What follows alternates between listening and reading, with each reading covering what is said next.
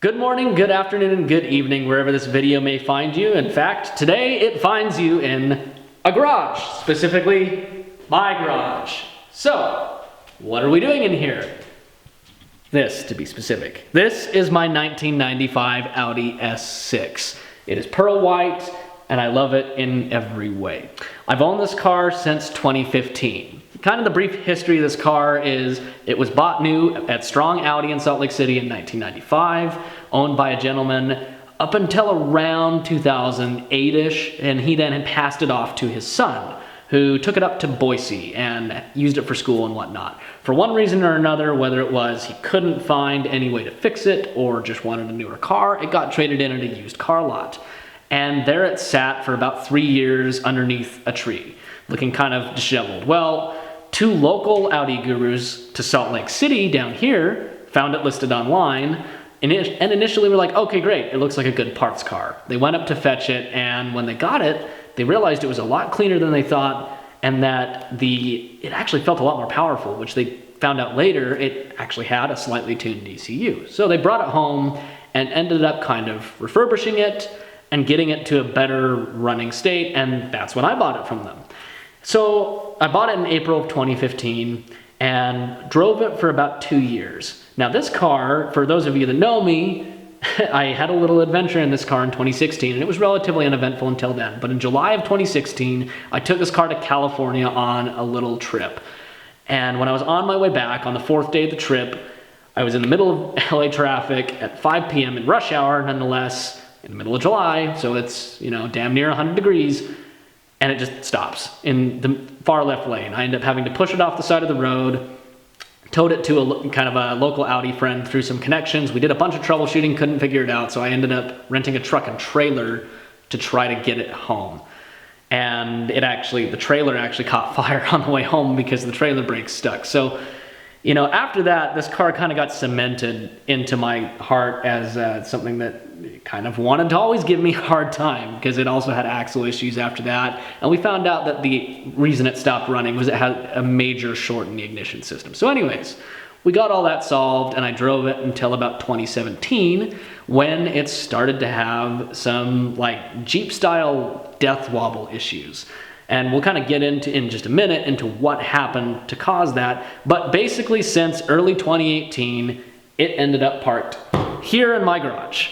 And we're going to get into all the mechanic bits, but first, I'm going to kind of get into what this car really is and what it was in 1995. So a little bit about what this car was in 1995. In 1995, the Audi A8 had not come to America yet, even though it had been in production since 94, because we always get everything last here in America when it comes to cars. So this was Audi's flagship, the most expensive car you could purchase in America in 95.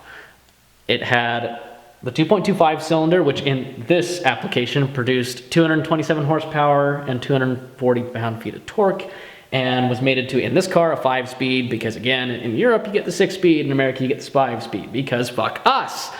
Then on top of that, you had all the luxurious accoutrements you could want, because this again was Audi's flagship. It had the inbuilt-in car phone, heated seats, front and rear, because super fancy, and a bunch of different color combinations and whatnot. This pearl white being one of the few actual options you could get on the car. Now, this was the second to last year this original 5-cylinder was offered in America.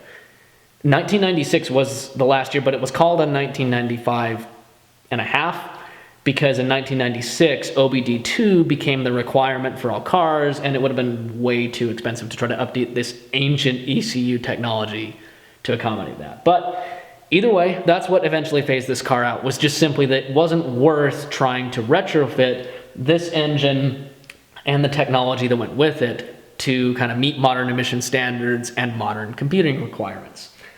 So here we are. This particular car has 167,000 miles as it currently sits.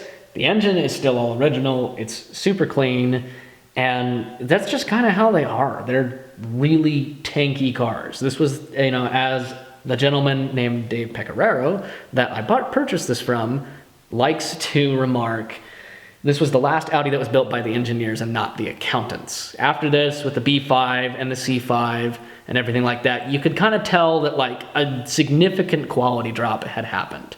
Now, as to why I kind of bought this in the first place, my first car that I purchased myself was an Audi 200 20-valve Avant from 1991. And so I kind of fell in love with this lovely little odd 5-cylinder power plant right here that has its roots in rallying and, you know, can handle a ton of power, and it's just a robust motor that has this weird sound to it. You know, and I sold that car. I bought my 2003 Audi S6 that had the V8. Great car, still loved it, and was one of the longest cars that I've kept among this and my Saab. But I miss the 5-cylinder, and when I saw this come up, I had to jump on it. There was no way that I could let it slip through, especially with how clean it was. And so that's what I did, and you know, it's just kind of been this ongoing project. So, speaking of projects, let's move on to what this project is at the moment. So as you can see here, there is a lot more dead space than there should be. There's a lot missing from right here. So as I mentioned in the first part of this video, the reason this got parked here is because I developed some Jeep-style death wobble. Now what happened was I was on the way home from Colorado from having Thanksgiving with my family out there, and about halfway home it started to develop this nasty shake above 60 miles an hour. So I ended up having to kind of trundle and coax it home at 60 miles an hour for half the journey. So naturally that extended time a lot. Well, I got it home, and at that time I was at a different house, kind of put it up on jack stands and shook down everything. Just basically everything rubber on this whole front end was shot. Probably had never been replaced. So, I mean, you know, to kind of run down on what's missing right here, you have the actual strut housing, which would go right here with the spring and the shock up here, a wheel bearing that would sit right roughly where this axle is. This axle would go through that, and then you would have the wheel that would bolt there. Attached to that, you would have this tie rod, which is what controls your steering, a control arm that would come from right here and attached to the bottom, and your sway bar link that would come out right here, and on this car it acts as a front control arm. And I am basically in the process of ordering the parts to replace all of that because it just was all bad. As well as I also sourced some lowering springs and beautiful Bilstein shocks because, yeah, this thing, again, when they built this thing, this was their flagship, so it wasn't really built for handling. It was definitely a comfortable cruiser. Did not fare well on any sort of corner. There was body roll for days from this land yacht as they kind of made it handle like that. But yeah, and then on top of that, at the same time that all this was happening, I had the brakes that were a little tired and needed some love, so I'm also getting new rotors and new pads to go in calipers as well. So yeah, I mean, basically it's been sitting in this spot for almost exactly 2.25 years. It went up in about, I think, February of 2018.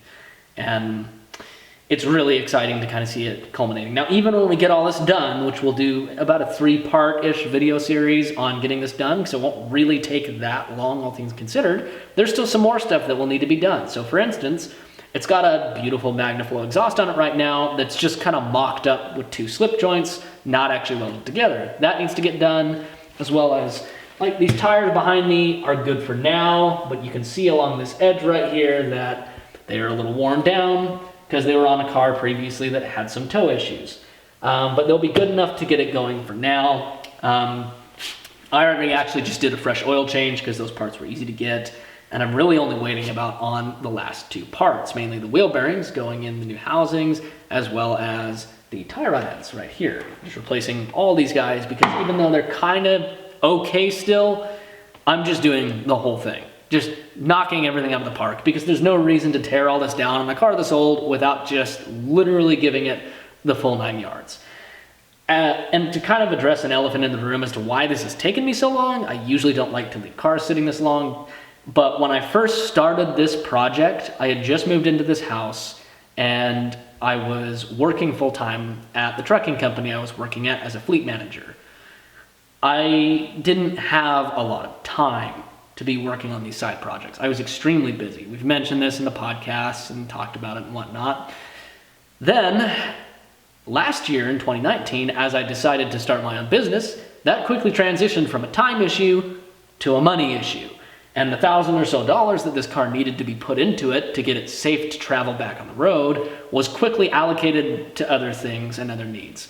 Now, in May of 2020, as things are looking pretty good with the business, I felt comfortable to kind of donate $1,000 worth of funds to actually get this thing up and running. And it also gives us some content to bring you during this lovely time of almost getting past the coronavirus shutdown. We're pretty close, but so we're gonna try this out. We've never done a build thing like this before, but people love them. We have projects that can do. Gavin may or may not have just acquired something new. You'll see about this later. So we have things to do projects on. I have my Saab as well we can possibly do some things on, and I'm super excited to get this done because neither I nor Gavin, even with me owning this car, has ever driven this car sorted. Like, it always ran well, and the turbo boosted well and shifted well, but it was always a little floaty on the suspension. So this will be a really, really cool thing for both of us to be able to fully experience, you know, kind of a OEM plus version of what this thing would have felt like in 1995. So you'll kind of get to come along, you know, with us on this ride to see what it does. But anyways, as it sits, that's where we're ending this first video. So please give us a like, make sure to comment, especially if you're a hater. We love to read hater comments, they're hilarious. And subscribe and hit the bell notification icon because for some reason YouTube wants to make it more difficult to actually know when somebody posts a damn video. Anyways, we'll see you again.